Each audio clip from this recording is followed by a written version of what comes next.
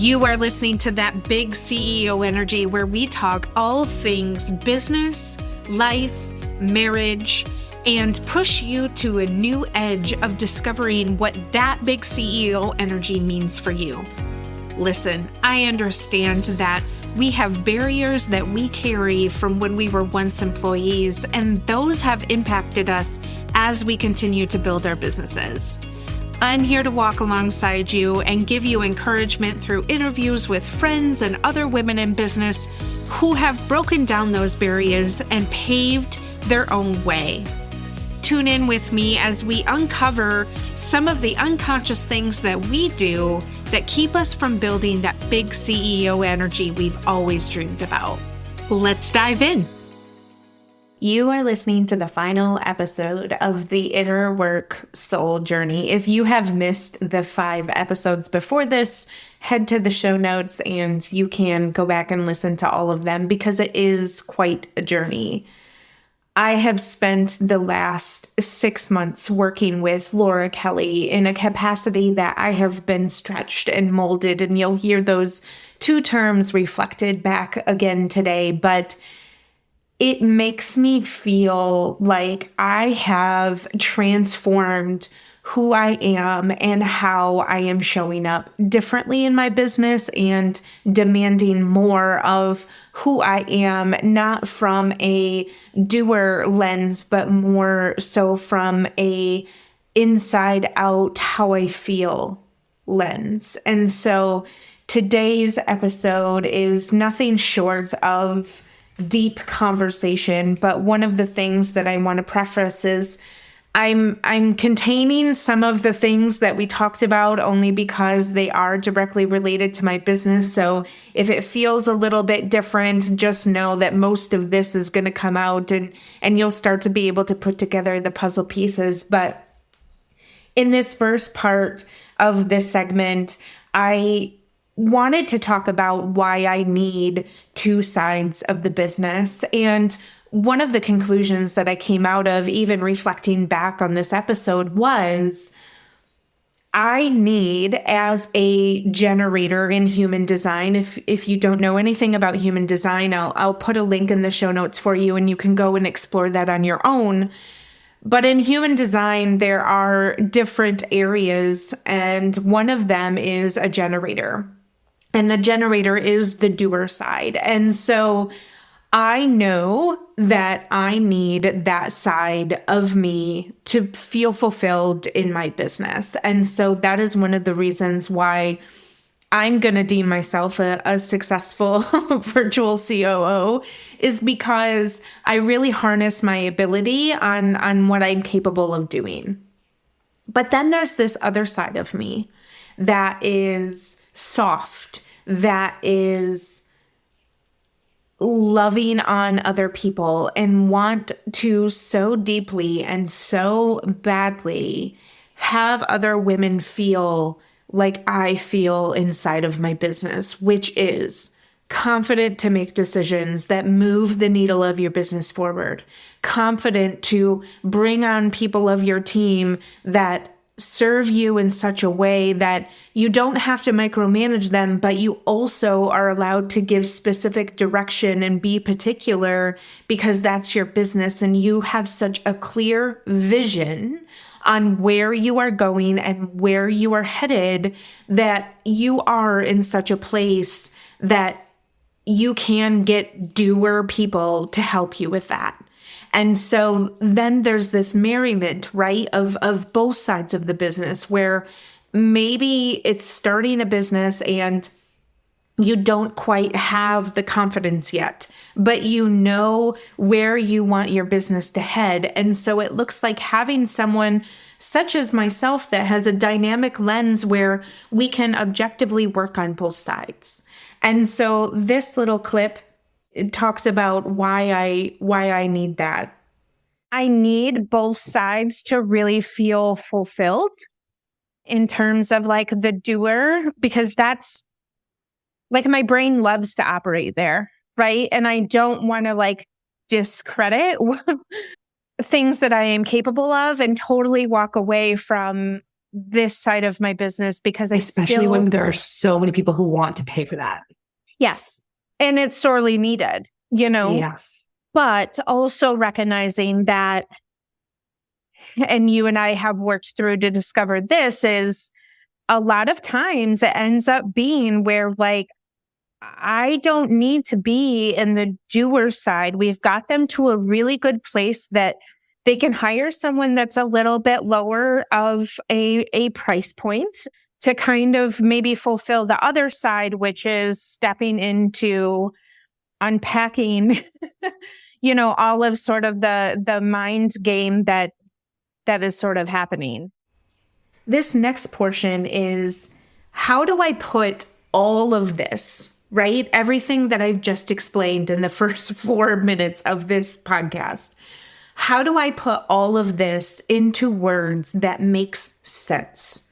I know that I can tell you, right? And you've probably listened to this and you've probably thought, yeah, that makes total sense.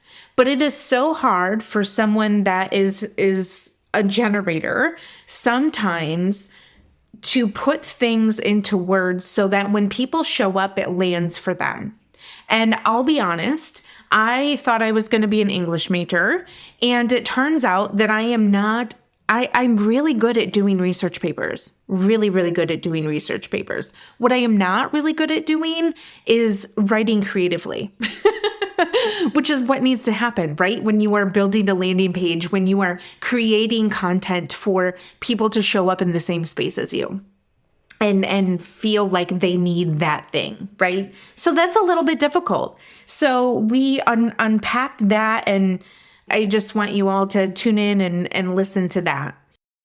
Obviously, the doer side, I know what I offer. I kind of am set there. But on this side, it's really trying to explore, like, I know pieces and parts of the journey that should be sort of part of the core things that we work on. But then there's this other piece too of just not having a structured program.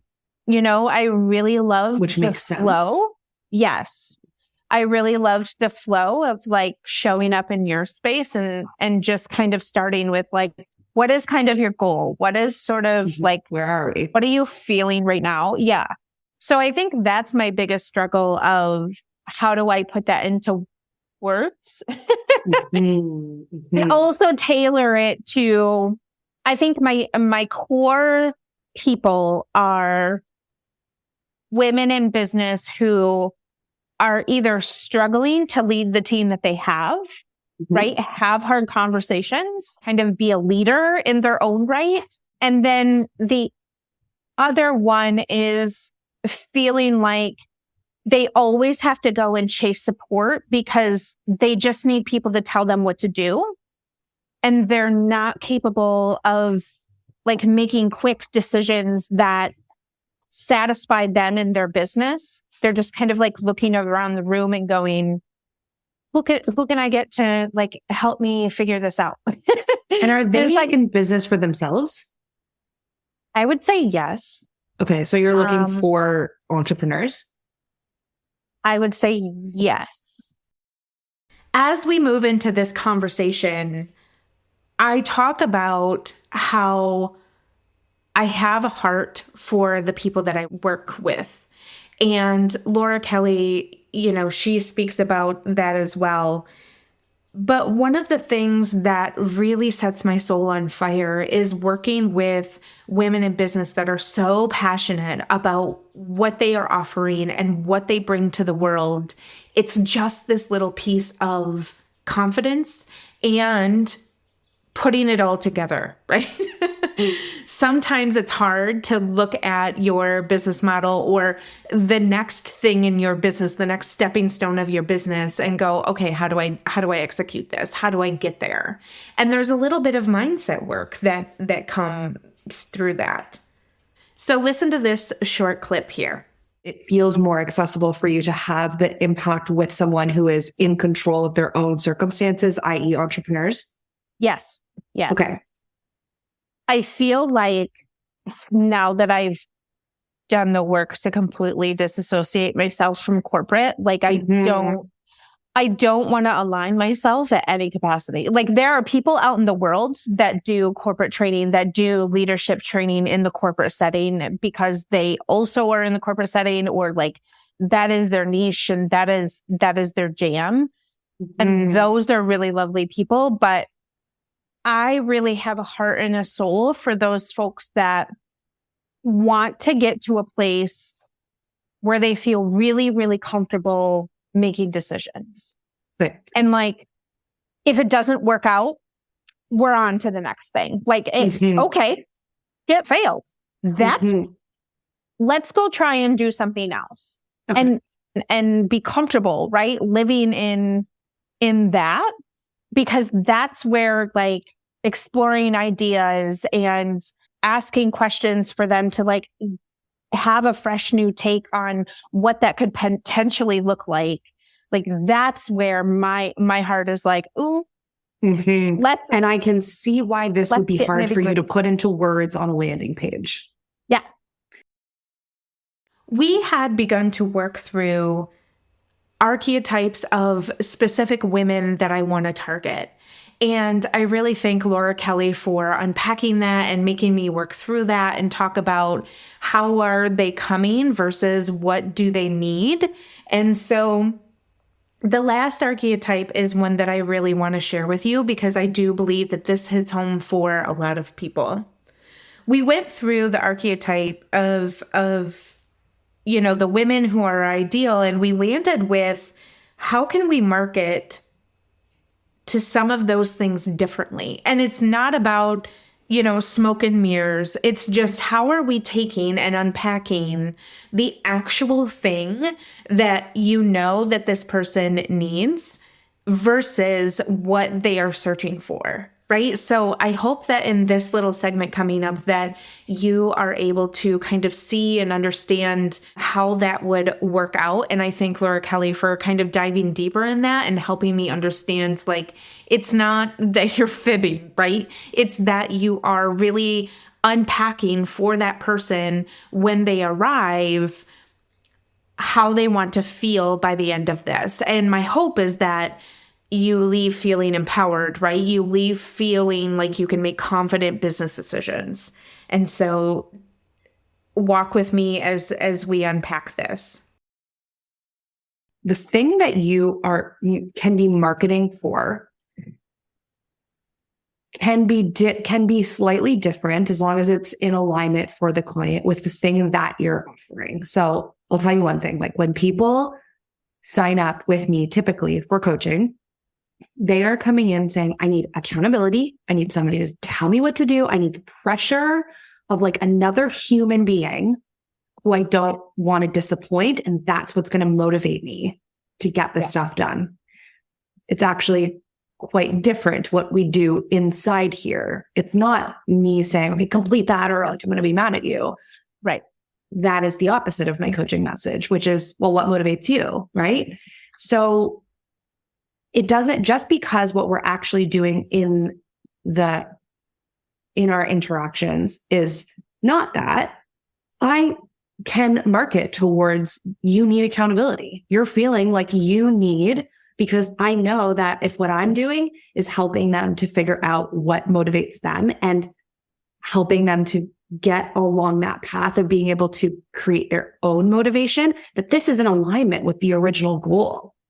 Yeah. So this is where I think there's some room to be exploring this mindset of what Sarah or Gwen feel that they need and are going to be excited to click in terms of freebies, in terms of content, in terms of a buy now offering, like a book a call with me or sign up for this thing.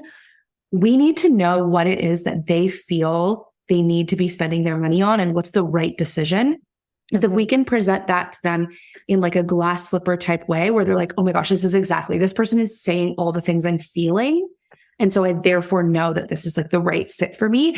Even if when you get inside of that, your conversation ends up kind of steering them into like thinking differently about the kind of things that they need. So for example, they think they're ready for just automation, funnels, courses, outreach, PR, but they get in with you and you're like, okay, wait a second. I'm seeing some doubt within you as a person who's able to deliver value for people. So let's get really clear about the value that you deliver before we can write the funnel, because we need to know what it is that you do so well to be able to get the meat that we're putting into that funnel. So there's some pre-work that happens before you get to funnels and automation and whatever. But this doesn't mean that we've tricked them into buying something that they haven't. This is still for the good and the impact of. It's just that there is sometimes mindset work that we need to sandwich in there before we get to that juicy stuff that they think that they are buying. So it's, and in this same vein, I want to be clear that I'm not promoting saying, I will help you with automation funnels, courses, and outreach and blah, blah, blah. And then when they get in there, you're like, surprise, we're actually doing mindset work. Right. We don't want to set that up for them. However, we can absolutely say, if this is where you're at in your business and these are the things that are calling your name, but there's something that's stopping you from stepping into that, right? Or you have more questions and you're not sure if is it the right time? Here's what a business manager can do for you. And my business manager is coming at this work from a place of two things: the doing of it and the mindset work that accompanies this, because these two things are mutually, or they're tied together. And so my style of business management is to come at this from both of these ways. So right away, we're allowing people into a little bit of our process, but they feel seen and validated that this is the right person to be working with if we can identify what some of the things are that they're thinking, worried about, struggling with, right? Like some of these kind of points is what they think they need versus what they actually need. If we can make both of these things feel seen and heard, I think you're going to have a better time with that glass slipper approach of like, oh yeah, this is the right person that I need for my team. Mm-hmm. For me, out of that segment, there was a lot of mindset work that was being talked about. And I just want to plug in for just one moment and talk a little bit about that. When we are working inside of our business, there is the doer side where we know that we have to put things in place to execute. No doubt. Sometimes we need people to help us with that. And sometimes I meet women in business that are really, really clear and they have done the mindset work, which is beautiful. And now they just need the execution, right? They can get to the part of putting funnels together. And I'll just say that I met with a woman last week that said, I've done all the coaching. I know exactly what I'm doing. I know exactly what I need. And this is what I need. And it aligned with the doer side of me. I know showing up that she has done the mindset work in order to get her to a place of now being able to seek someone that is a little bit more advanced so that she can kind of be the accelerator side and be the visionary that she's always wanted. She knows that she is at that part of her business. On the other side of that, the women that I meet sometimes are often women who need to have mindset shifts. And it is because they have been so conditioned to working in corporate. They have been so conditioned to being the employee mindset. And there are moments in your business that you will get to a fork in the road. You will get to a brick wall because of not being able to break through the mindset work. So I am so glad that we worked through that. The next portion we talked about and is reflected is my favorite archetype of women. And so tune in to listen to what that is. Getting to the point of saying like, yes, I'm stepping fully into this work. And yes, like this is something that I want to do. There is some mindset work there too, in terms of, again, feeling like that I always come at it with the employee mindset of like looking for the validation, right? That like, yes, I don't know, we'll call her Julie. Yes, Julie, what you have is amazing. And like people need you out in the world. What makes you feel like nobody's going to listen? Or what makes you feel like it's not good? You know, like where is that coming from? And it usually, because they're waiting for someone to validate them, because we've been taught in corporate to look for accolades, to look for, hey, Julie, you're doing a really great job. Thanks for doing that report so quickly. Can you do another one? And it's just this repeat cycle of, yeah, I can do another one because I really feel validated when my manager looks at me and goes, you're doing a really great job. Mm-hmm. And so it's getting rid of and not looking to someone to go, yeah, Julie, that's a really great business idea. Let's hop on board. I can help you build it. I can help you do it. Full stop. Mm-hmm. That is before you even put the toe in the pond of doing all the stuff and things. It's like you have got to be really clear and really rest in the fact that like, I'm badass and I have things to offer, and the people who want my thing will naturally show up there as long as I'm aligned with my messaging. Look at me preaching to myself of all the that I just learned over the 6 sessions.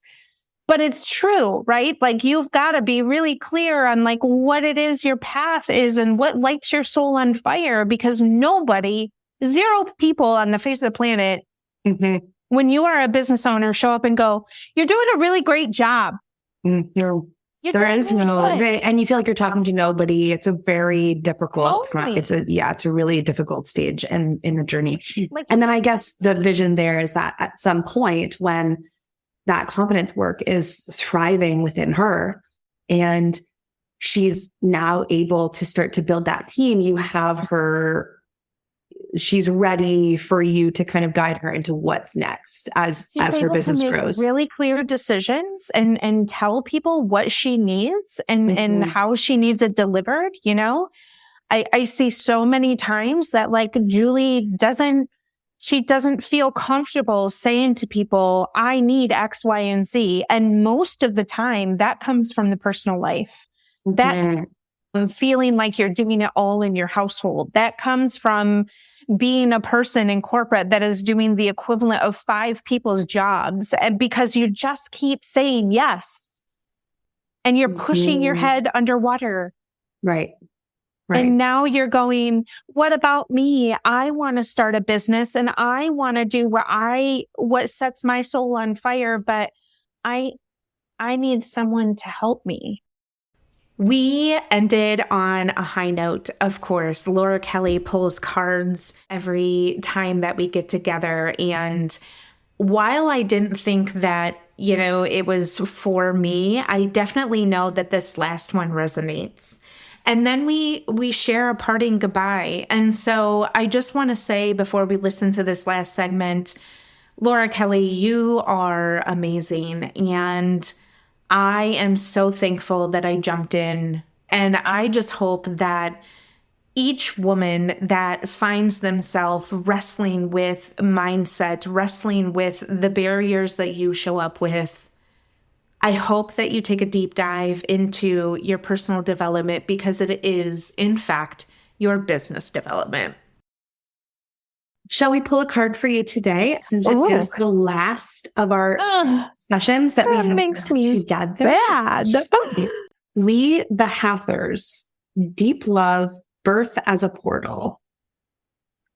This is the picture here. It's like a tune. Birth is a portal that ushers new life. The Hathors are here to remind you that you are a child of the cosmic mother. You are being called to be held by her deep, never-ending love and embrace. This is a tender, nourishing card reminding you to receive the deep, deep love of mother's embrace. The Hathors know that the journey on earth can be rocky and lonely at times, but you're being reminded to rest more deeply in mother's arms. This is a card of extreme potency, of femininity, of creation, and of birth. You're being called to mother yourself and others too, to surrender your sacred femininity, to create and surrender to your own creations, to hold and be held. You're being called to remember that your place in the web of life and to realize that the cosmic mother is watching you every step of the way. You may be going through a transition right now, moving from one way of being to another.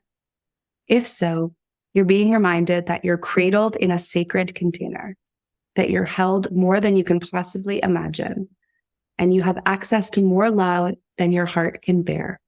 If you're struggling in any way, you're being reassured that things will work out. Open yourself to receiving the overflowing love flooding you from every direction. Let it stretch your heart. You've never pulled that card before, but Never. It is very fitting. Fantastic. I love it. It usually is. It has a way. I don't know. I just love the word like, and being stretched, Yeah. and being stretched and molded and Transition, creativity. Yeah. Which is what has been my heart's desire, to really get to a point to be in that space and really, I want to feel loved. Mm-hmm.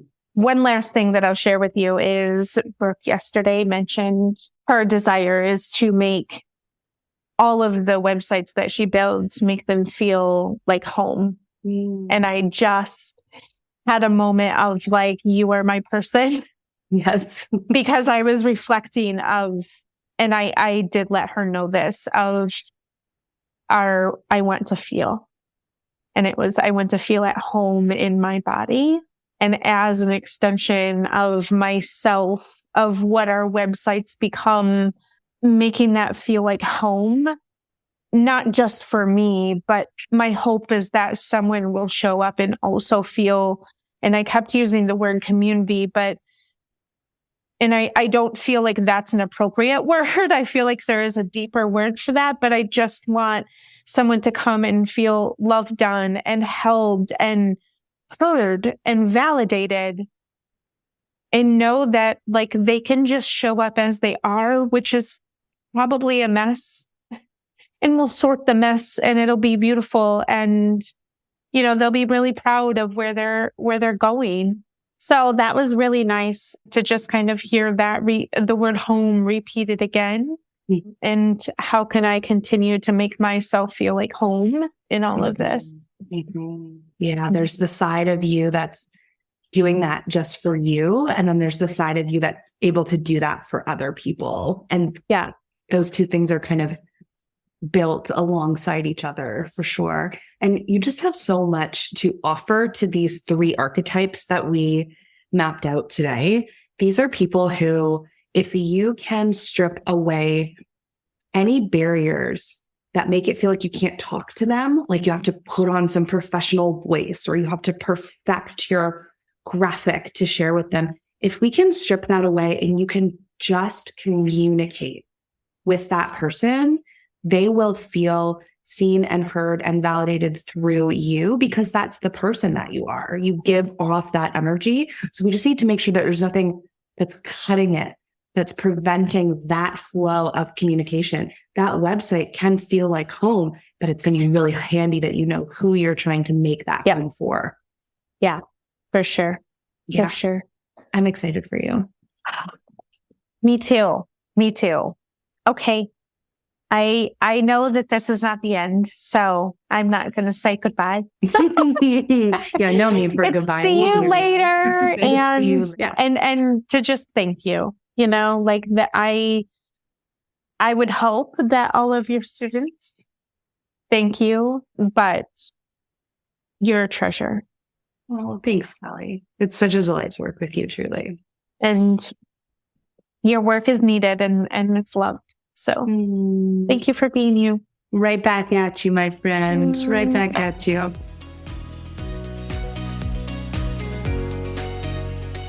Thanks for tuning into the show today.